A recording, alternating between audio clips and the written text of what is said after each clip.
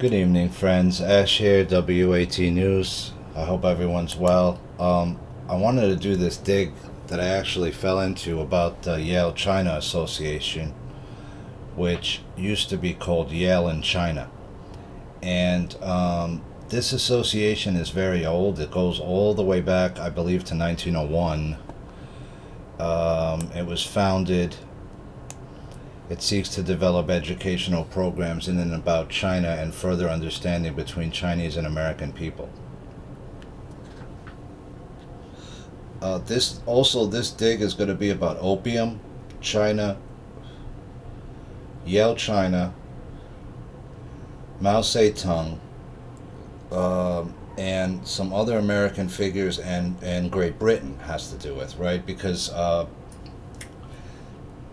if you start to think about opium, right, which is kind of like where we're back to in a sense, because if you look at the last 20 years with Afghanistan, if there was no opium if there was no poppy produced in that country, if it couldn't be cultivated there, I highly doubt that the war would have gone on that long, one. And two, there's rare earth minerals in Afghanistan. So that's another dig, I guess. And I haven't gotten too deep into it, but I know that there's a lot of rare earth minerals in Afghanistan, I think, and in North Korea actually has a lot. And that's what the whole race is about. That's why China's going into all these places too, because they're looking for rare earth minerals. But back to Yale China. So Yale China is an independent nonprofit organization. It seeks to develop educational programs in and about China and further understanding between Chinese and American people. Founded in 1901 and originally a Protestant missionary society, Yale China's work is characterized by long-term relationships to build Chinese institutional capacity. Current programs include the fields of public health and nursing, legal education, English language instruction, American studies, and cultural exchange for Chinese and American students. So this is another sort of educational right? And this is one of the older ones. Now the other thing with this is this connects to the Bush family, as well as the Bush family were somewhat involved in this, and I'm trying to connect Mao to this because Mao had written something for this school's newspaper, but I can't confirm that he went to that school, and I don't think he did. He had something to do with the school.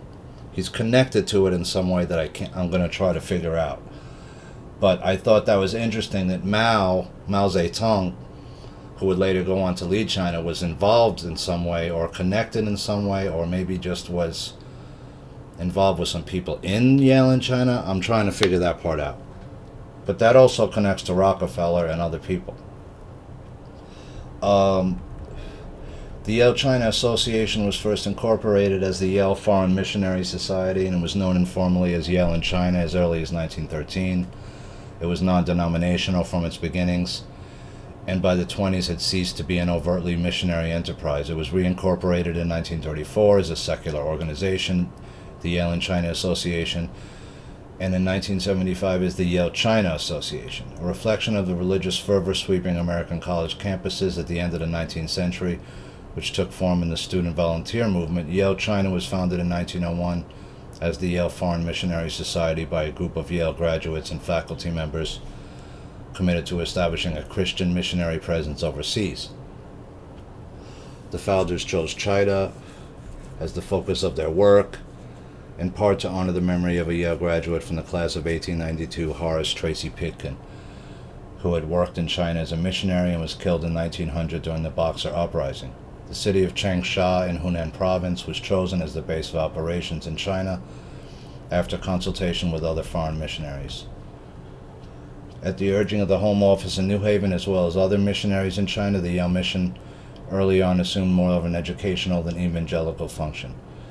I'm trying to connect this to the Jesuits in some way, and I'm not sure about that yet, but I've seen other blog posts and stuff referring to the Jesuits, so we're going to see if that comes out later. And this is going to be a pretty long dig, so hope you guys will hang in there with me. I think it'll be kind of interesting and informative. The educational compound that began with Dr. Hume's medical clinic eventually grew to comprise a preparatory school, the Yale School. The College of Yale in China later moved to Wuhan. We keep coming back to Wuhan, don't we? Where it joined two other missionary colleges to form Hua Chung University and the Sangya Medical College, nursing school and hospital.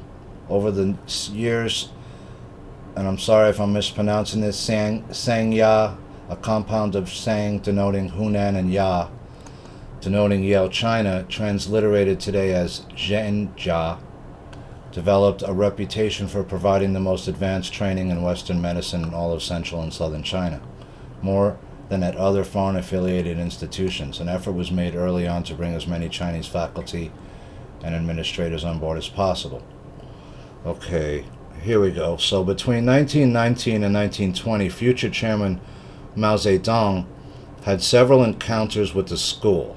He edited its student magazine, refocusing it on thought reorientation, and operated a bookshop out of its medical college. So I'm assuming if he edited the student magazine, he must have gone to the school, right? There's a footnote. Let's see if I could find the footnote. Spence Jonathan, Mao Zedong, A Life, New York. 2. Yale Group spurs Mao's emergence, Yale Daily News. Let's see what that is. I want to confirm that Yale has helped many young men begin their political rise to power in the class of 1919. In addition to the 1,000 male leaders graduating in New Haven, Yale in China was helping a young man by the name of Mao Zedong. Yale Group spurs Mao's emergence. So this appears to be... Oh, it's an article. Okay, I can only see that. William F. Buckley was not the only Yale figure connected. This is from 1972, Yale Daily News, Volume 93, number 96. February the 29th, 1972, Mao's emergence. William F. Buckley was not the only Yale figure connected with the presidential trip to China. Without Yale's support, Mao Zedong may have never risen from obscurity to command China. Jonathan Spence, professor of Chinese history, was the first to discover Mao Zedong's connection with Yale.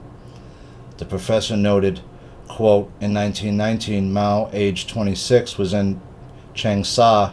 Having finished his middle school education, he visited Peking, and while there received his serious introduction to communist theory in Li Ta Chow's Marxist study group.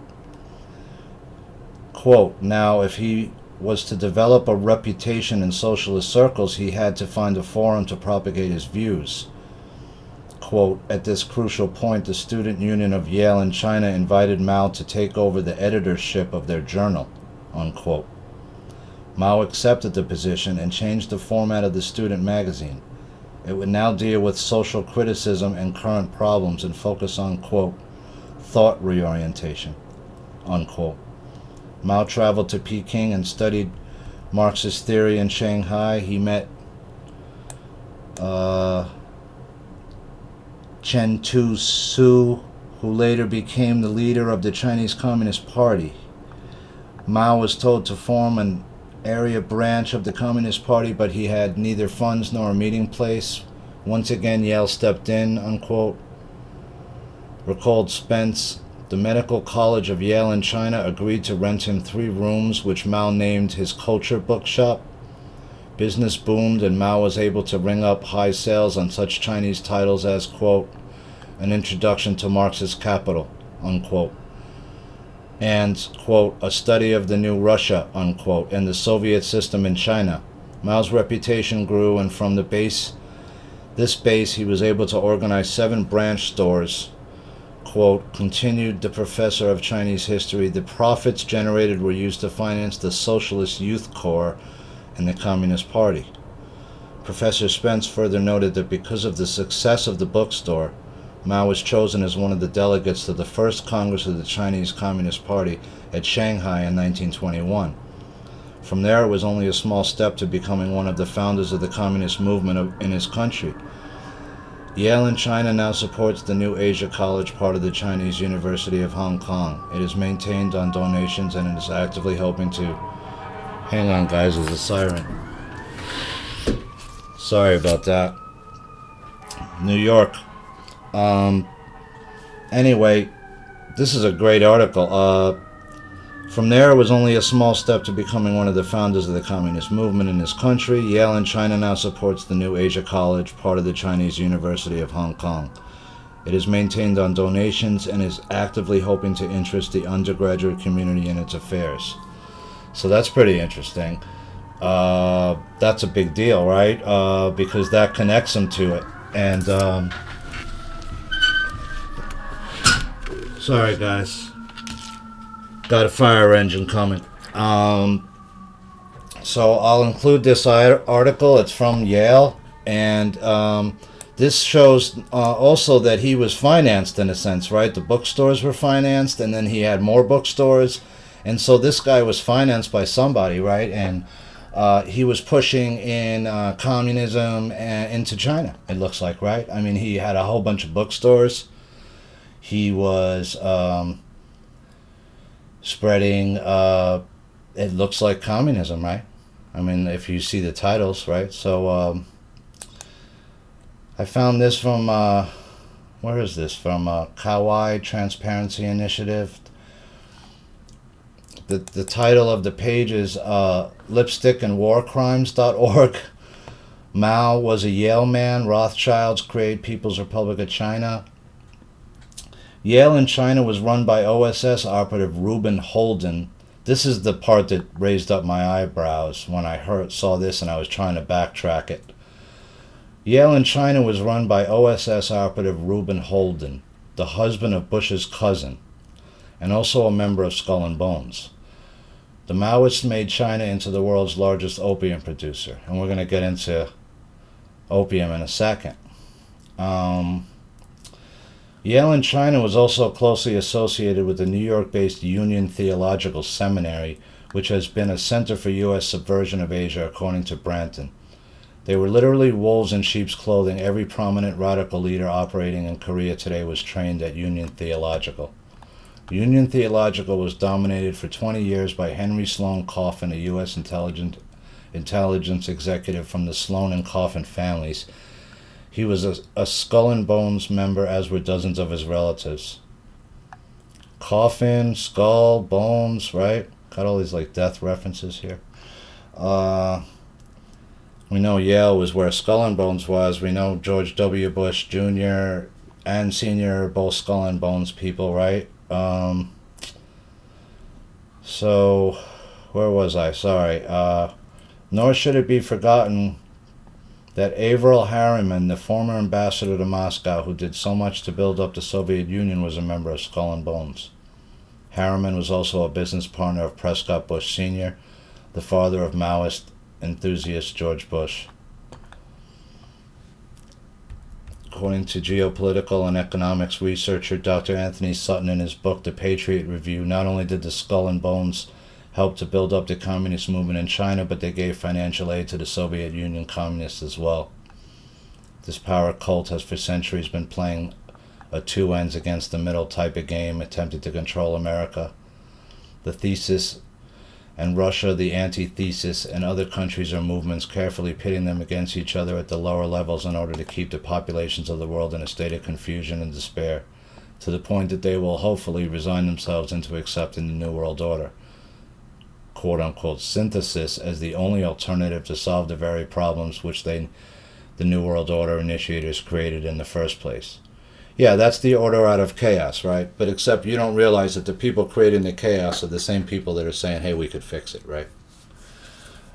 Remember when you heard Biden going, hey, everything will calm down. Just, elect me in there and everything will stop, right?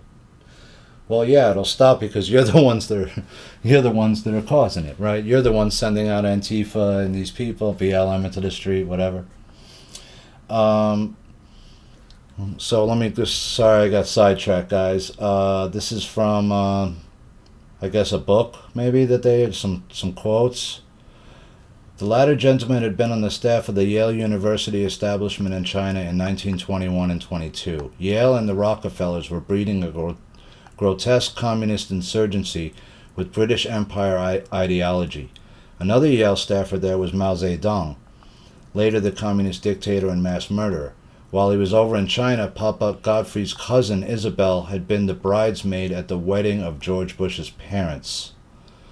His uncle Percy had co-founded the Harriman Bank with George Walker and backed George Bush's father in several Nazi German enterprises.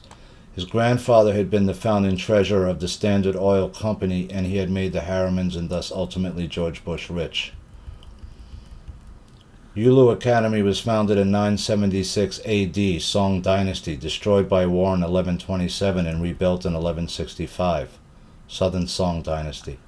The celebrated philosopher Zhu Ji taught at the academy in 1165. It was destroyed by the Mongols but was restored in the late 15th century Ming Dynasty.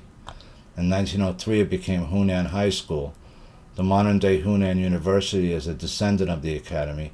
The architecture of some of the buildings was restored from 1981 to 86. Okay. Mao Zedong, founder of the People's Republic of China, began his political career in Changsha. He was a student at the Hunan No. 1 Teachers Training School from 1913 to 18. He later returned as a teacher and principal from 1920 to 22. The school was destroyed during the Civil War but has since been restored. The former office of the Hunan Communist Party Central Committee, where Mao Zedong once lived, is now a museum that includes Mao's living quarters, photographs. Okay. The creation of Yale's campus in China was a long and difficult process, interrupted by upheavals and constantly threatened by Chinese distrust of foreign influence. Seabury and Thurston would eventually both have plaques in Woolsey Rotunda. Okay, let me go on from here. So that's interesting. The Rockefellers and Rothschilds in China, a long, intimate relationship. This is from newsbud.com. I'm not going to read it all. You could check this out. Just showing some sort of like connections, right, with Wall Street. Finance in China is one that is rarely discussed in Western media or even academia, whereas knowing it would explain much about both China's stunning economic rise over the past 70 years, as well as certainly seeming rising tensions between China and the U.S. You sort of see the same thing being played on, right? It's Russia, Russia, Russia, China, Russia, China, these things, right? It's always the same deal. But what you see is that they pushed communism into China. And why did they do that, right? What was the end game of it? Did they want to run the world out of China and have it sort of be like what it is now, like what they're trying to turn it into, which is like the police state, you know, where everybody's chipped up and you know you're in a surveillance state everywhere. You have a social credit score, and you know that determines how you can travel and things of that nature, right? Totally controlled. So, China's fascination with the Rothschilds. This is from CGTN.com. Business. Nicholas Moore. 7th generation of the Rothschild banking dynasty will take over the centuries-old bank this summer, according to the Financial Times. This is from February the 28th, 2018. It's the Rothschilds. Controversy and conspiracy theories over the family's supposed control of wealth have long existed in the West, but in recent decades, more and more Chinese economists and budding entrepreneurs have closely studied the Rothschilds. The Red Door, right? See them? Red Door. Same time, members of the Rothschild family have looked to a rising China for new business. According to the Financial Times, Alexander the Rothschild, didn't he pass away? Wasn't he, something happened? But he passed on, or something happened to him. Let me just check that out real quick. Because I don't think he did end up taking over, right? Something happened. I thought they found him in the room, or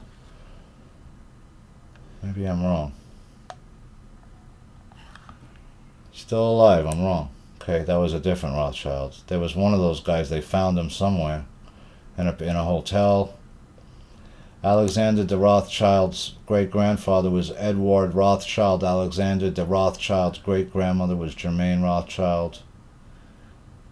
Okay. Anyway, sorry guys. There's too many of these people. I mix them all up. He joined the family business a decade ago, overseeing a period when the bankers looked. That's not why I was watching this. It was for this picture. In 2008, La Compagnie financed Edmond de Rothschild. The bank's French branch was on the verge of securing 2.3 billion yuan worth of investment from Bank of China. That deal fell through after failing to get approval from the Chinese government. This is CEFC, remember? And here is Yi Jianming again.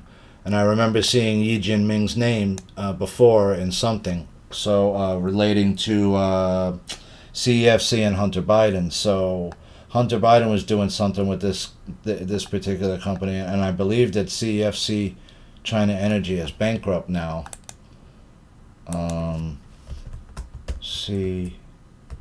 Didn't it go bankrupt? Let me see. Bankrupt Chinese energy company linked to Hunter Biden. Yeah, they went bankrupt. So what happened, right? Where'd all the money go out of CEFC China Energy, right? I mean, if you're China Energy and you're doing deals with the big boys, Rockefeller, Rothschilds, then how did you lose all your money? Where did it go, right? What happened? So I think there's a bigger scandal here. A lot of money got taken out of this company, and the question is going to be, where did it go, right? So that's one thing. So the Opium Wars in China, this is like a brief overview that I just found online from Asia Pacific Curriculum. I'm not sure where it's actually from, but I thought it was a fairly good tale of the story. And I'm not going to read the whole thing, but I just wanted to cover it for a second. The Opium Wars in the mid-19th century were a critical juncture. And by the way, like I mentioned before, the United States imported opium all through the 1800s, most of it. And it was taxed as well, and you could go look it up. And I don't know when they stopped importing it. I think it was later in the 1800s period when there was a real bad problem with people like with women and people getting addicted to laudanum and morphine, and all the drugs were legal, so you could get like cocaine drops and stuff at the pharmacy and things. You could go in and buy morphine and laudanum and stuff. And so a whole generation of people got addicted because they were told that these things were okay and they weren't that addictive, and they were safe and they weren't safe and they were highly addictive. So anyway, the Opium Wars in the mid-19th century were a critical juncture in modern Chinese history. The first Opium War was fought between China and Great Britain. I think this is 1839 to 1842, not 1942. But in the Second Opium War from 1856 to 1860, a weakened China fought both Great Britain and France. China lost both wars. The terms of its defeat were a bitter pill to swallow. China had to cede the territory of Hong Kong to British control, open treaty ports to trade with foreigners, and grant special rights to foreigners operating within the treaty ports. In addition, the Chinese government had to stand by as the British increased their opium sales to people in China. The British did this in the name of free trade and without regard to the consequences for the Chinese government and Chinese people. The lesson that Chinese students learn today about the Opium Wars is that China should never again let itself become weak, backward, and vulnerable to other countries. As one British historian says, if you talk to many Chinese about the Opium War, a phrase you will quickly hear is Lu Hao Ju Yao Ai Da, which literally means that if you are backward, you will take a beating. So I wanted to just lay that out. So you have China's being, like, in a sense, forced to open up itself to foreigners, right, when it doesn't actually want to. And that's its own prerogative in a sense, right? So you have the West coming in and trying to open up. But what happens when they do that, right? What does Great Britain do? They start pumping opium in there like crazy. And So this is, by the way, getting back to Yale China for a second, this is their site. I found it, Yale China, Trust Begins with Understanding, Bridges American and Chinese Cultures. And I'm not saying there's anything necessarily wrong with this, but, we've seen how China has come and given large amounts of money to certain schools, right, to try to sort of have a say in the curriculum and that is taught in those schools and maybe and things like that, right? I found this from darknessisfalling.com, which is just feels like it's a blog. Mao Zedong, Yale and China, Skull and Bones, and the Jesuits. The Jesuits planned the Great Chinese Genocide. I thought this was interesting. China today is controlled by Rome through their communist regime. Dear reader, you're probably reading this because of curiosity about the titles. You're probably having difficulty connecting Mao Zedong, Yale University, Skull and Bones, and the Jesuits. You might not even know anything about these entities. That's okay, most people don't. Why is that? Well, it's because textbook mainstream history has been sanitized. I think that's misspelled, but anyway, it doesn't matter.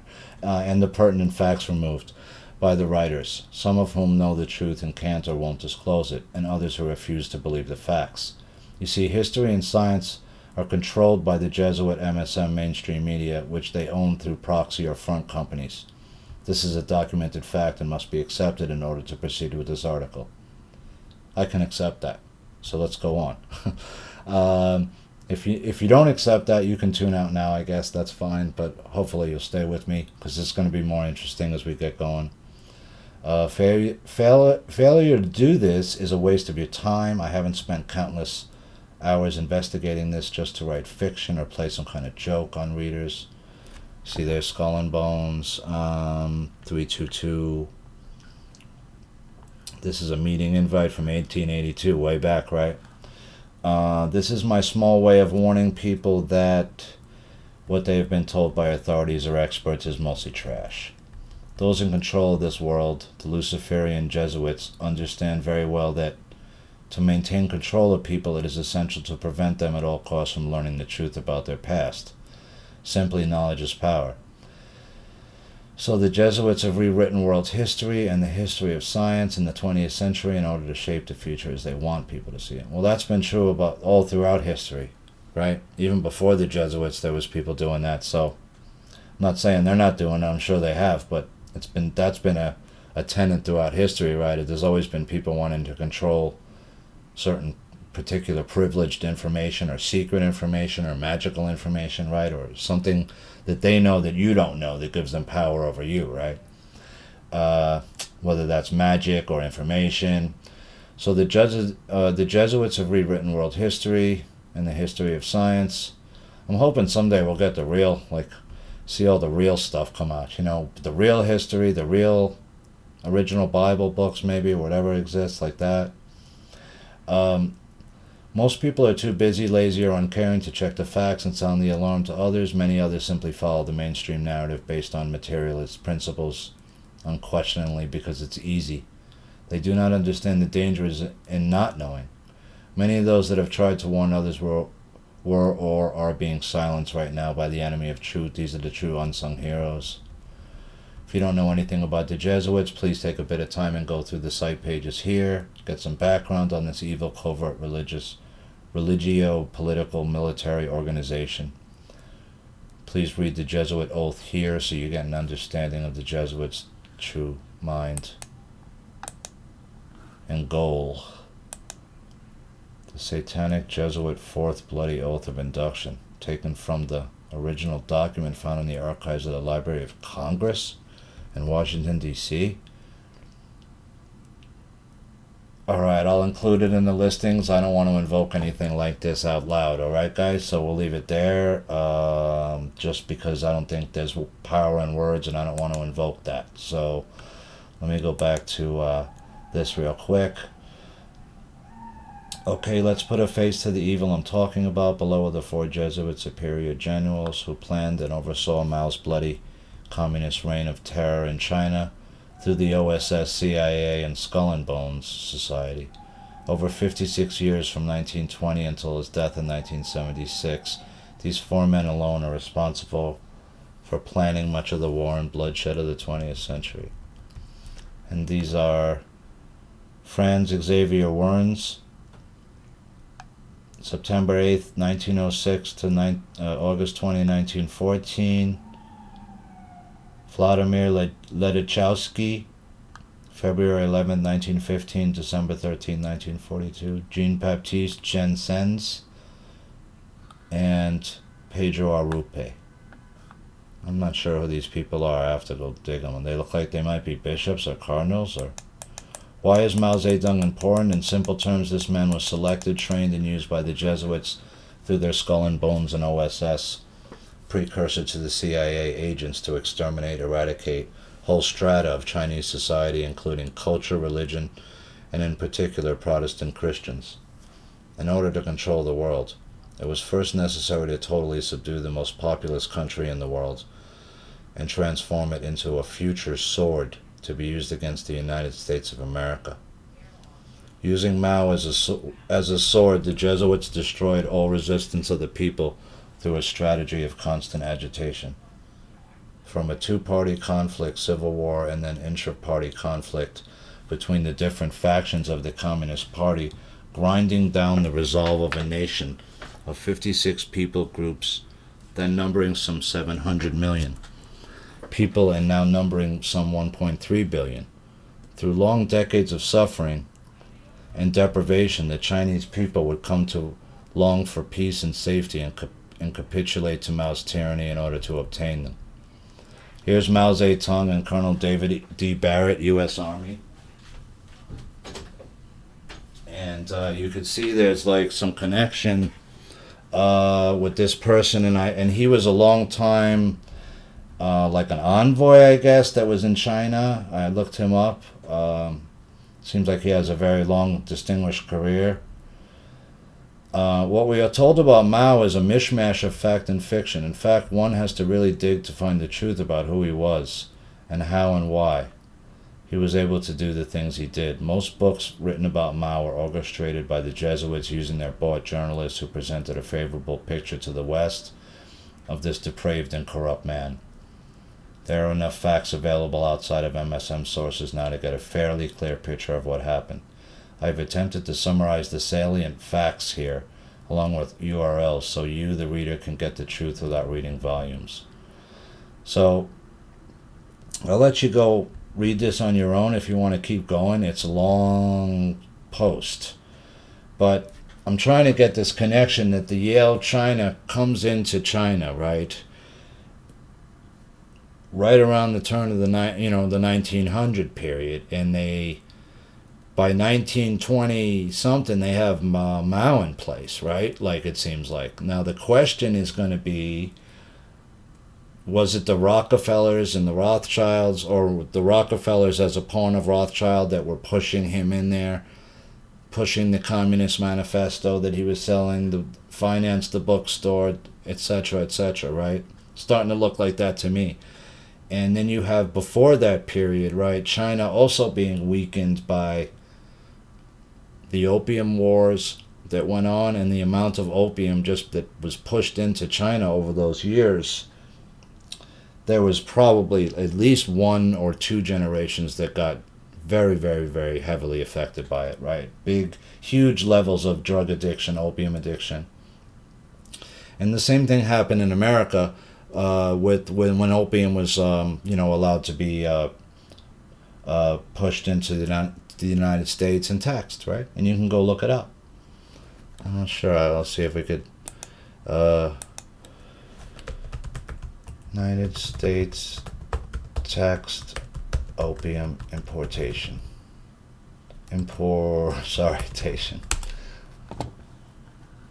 Harrison Narcotics Tax Act. The Harrison Narcotics Tax Act was United States federal law that regulated and taxed the production, importation, and distribution of opiates and coca products. The act was proposed by Representative Francis Burton Harrison. Oh, that late? 1914? There was another one, though, I think, earlier. Strange History of Opiates, the History of Opium. Harrison Tax Act of 1914, which effectively outlawed opium nationwide. So before that, it was legal, see? Even up to 1914. Wow, I didn't realize that. Okay. Other drugs derived from opium and the heroin that can be created from the opium poppy have a long medical history. Blah, blah, blah. Yeah, so wow, I didn't realize that. That's interesting, man. That explains a lot. I guess they're going to get another 15 years of profit, right? And I'm not sure what the tax was in the 1800s period, but it was, I thought, 2% or something around that, or maybe a little bit less or more, but still, it's a profitable business, trust me. Anyway, sorry about that. So Mao is the greatest killer in history. You can go read more about that. This was just my search page. This Colonel David Barrett, he was, right, David Barrett, who I looked him up, who was pictured with Mao, was part of the Dixie Mission, I think it was called, which was this observation, Colonel David D. Barrett led the American Observation Group to Yan'an to investigate the military and political power of the Chinese Communist Party to determine if the U.S. should establish official relations. The trip, known as the Dixie Mission, took place between July 44 until March 1947. That's a long trip. The Triumph of China, the Middle Kingdom's Long March. Okay, so that's, I guess, where it's from, this book. Interesting. So I guess we were looking into China for a while, right? But that's during the actual, war was still going on. So I guess this mission took place during the war, as maybe it was a cover for something else, right? Say it was the Dixie Mission, but I remember, what was the movie where the guys flew off that ship the first time we hit Japan? The first time that we finally hit Japan, and those group of guys, I'll remember his name. They flew off a carrier, and they had to lighten up the planes and everything, and it was like a suicide mission almost. Some of those guys ended up landing in China, who didn't ditch into the ocean. I remember that. So he may have been there as a cover for some other stuff. Who knows, right?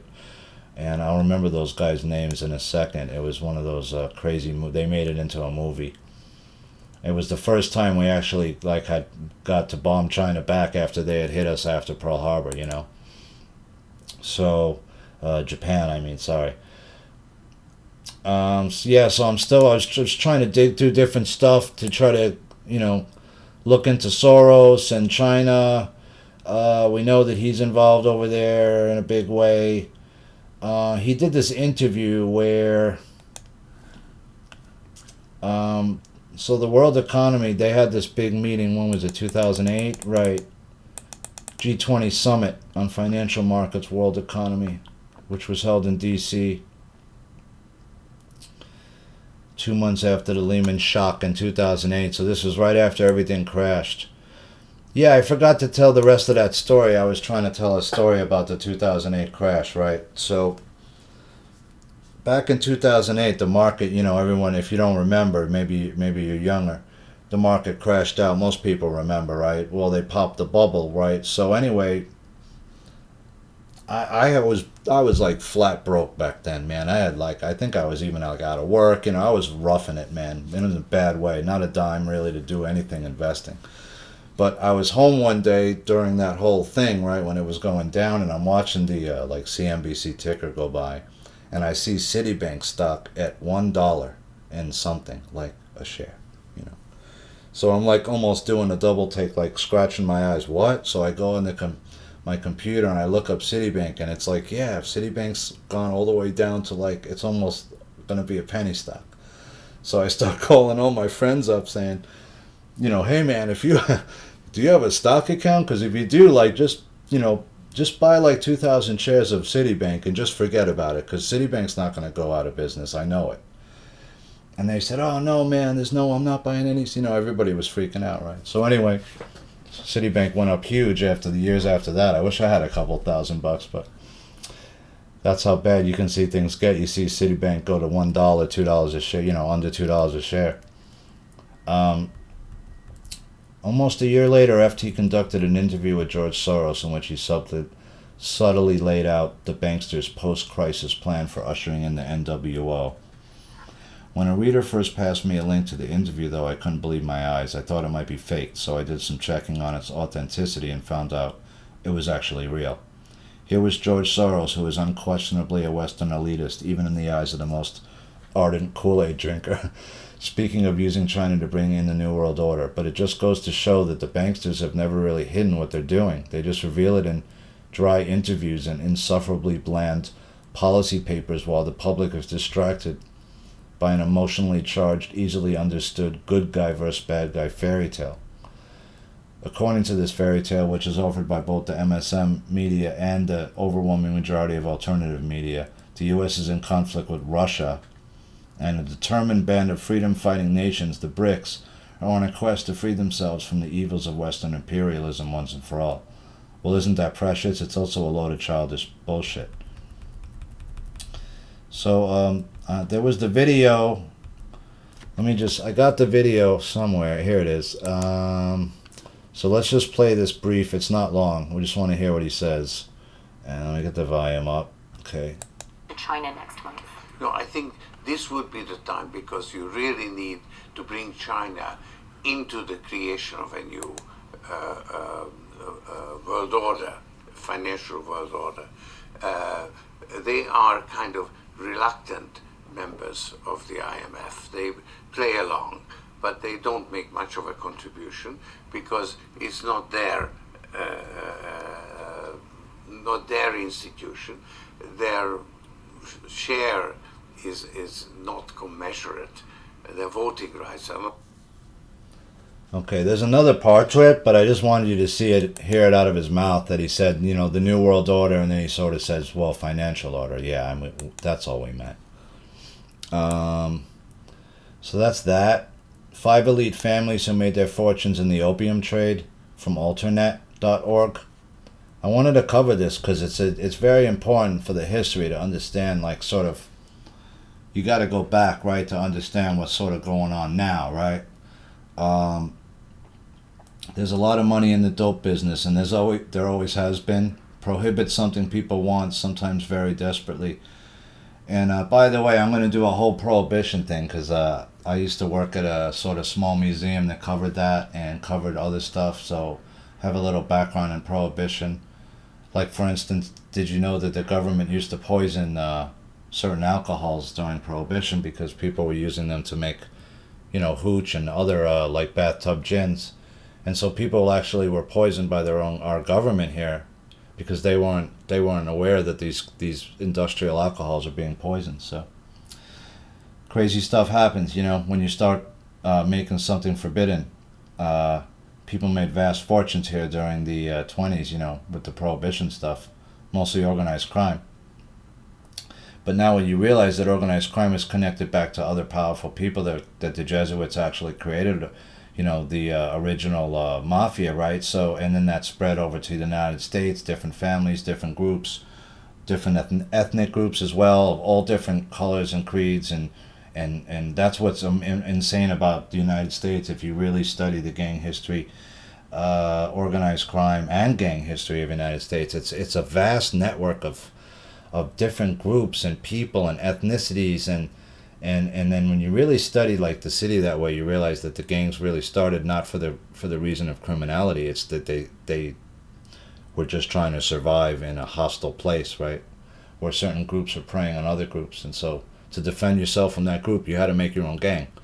Sort of came into its own, It started as wanting to protect your own people, though, so it's just interesting to know. Back to the dope. So that's a lesson in futility, as some American politicians seem to be finally figuring out with our current drug prohibition, and as China's emperors found out when they attempted to ban the importation of opium into the Middle Kingdom in the early 19th century. Backed by their own governments, Western traders ignored Chinese concerns and demands, flooding the country with opium.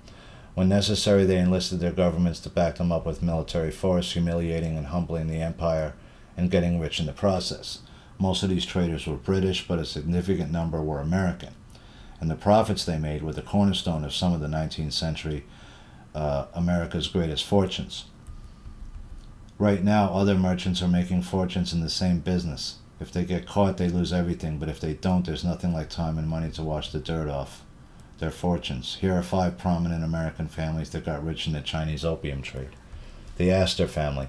America's first multimillionaire, John Jacobs Astor, joined the opium smuggling trade in 1816 when his American Fur Company bought 10 tons of Turkish opium and smuggled it into Canton. Seeking other sources of profit while faced with woes in the fur trade, he became the first American known to have entered the contraband Chinese opium trade and made a nice profit before abruptly exiting the business 3 years later. Yeah, so he dipped in, he did some huge amounts, and, he made a fortune and another fortune, and he got out. It's not unusual, right? The Forbes family. John Murray Forbes and Robert Bennett Forbes worked for Perkins and Company in its China trade. While the former's main job was to secure quality tea for export, that latter was more intimately involved in the importing size of the business and had more of a direct role in the opium trade. Their father, Ralph Forbes, had married into the Perkins family. It was the brothers' activities in the 1830s and 40s that led to the Forbes family's accumulated wealth. The most notable family member on the contemporary scene is U.S. Secretary of State John Forbes Kerry. The Forbes legacy in the China opium trade lived on. Who's John Forbes Kerry? It's interesting. I have to check into him now. Let's check John Forbes Kerry real quick. This is like a interesting. Was that Kerry's dad or something? I don't know. No, John Forbes Kerry is John Kerry. Okay, I didn't know his middle name was Forbes. Ah. Interesting, Johnny boy. Okay. So now we got John Kerry connected his past back to the opium trade. All right, then. Where was I? Sorry, guys. The most notable family member is John Forbes Kerry, Johnny Kerry. The Forbes legacy in the China opium trade lived on in the Museum of the American China Trade in Milton, Massachusetts, which was housed in Robert Bennett Forbes' 1883 Greek Revival-style home. That museum merged with the Peabody Essex Museum in 1984, leaving what is now known as the Captain Forbes House Museum. The Russell family, Samuel Wadsworth Russell, started as an orphaned apprentice to a maritime trade merchant, made his initial investment capital on trading commissions while working for other traders, and eventually founded Russell and Company, the most powerful American merchant house in China, for most of the second half of the 19th century. He landed in Canton in 1819 and quickly amassed a fortune in the opium trade. His mansion, now known as the Samuel Wadsworth Russell House, still stands in Middletown, Connecticut. Russell's cousin and fellow opium trader William Huntington Russell was a co-founder and funder of Yale University's Skull and Bones.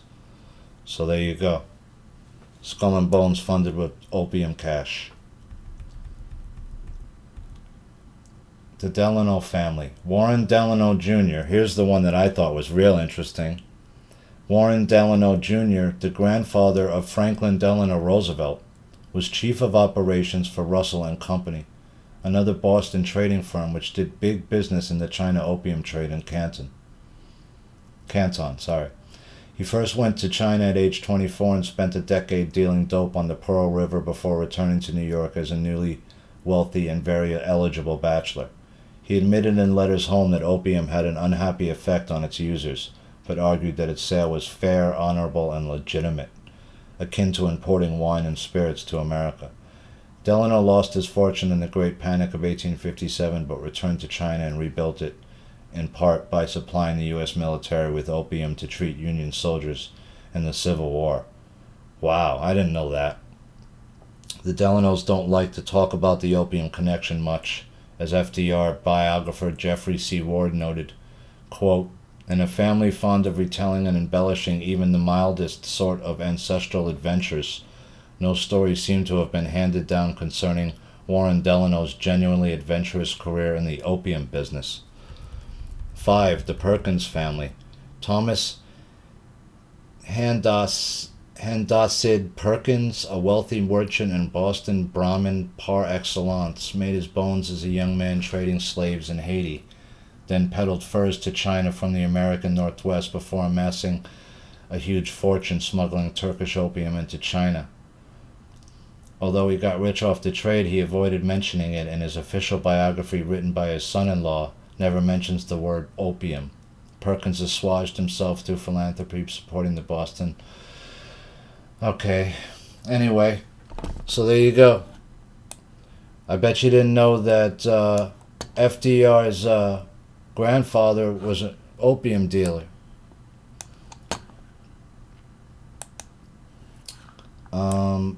This is from Yale University's page, world.yale.edu.